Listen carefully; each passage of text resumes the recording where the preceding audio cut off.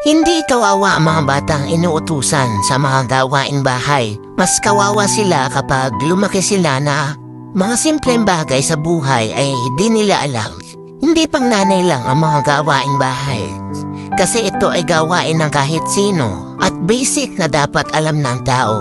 Pero sa loob ng bahay, mahalaga na lahat ng miyembro ng pamilya ay nagtutulong-tulong sa gawaing bahay at huwag iasa lang sa nanay.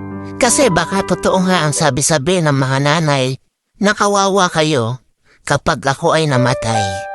Pero alam nyo na pwede talaga itong mangyari at mawala ang isang nanay kasi di natin hawak ang kanilang buhay. Pero kung naturuan natin sila ng mas maaga at naturuan natin sila na magkusa at gumawa kahit di inuutusan, hindi sila kawawa. Pero kapag lumaki silang hindi responsable at mareklamo sa maliit na bagay, baka lalo sa malaking bagay, hindi kontrabida ang mga nanay.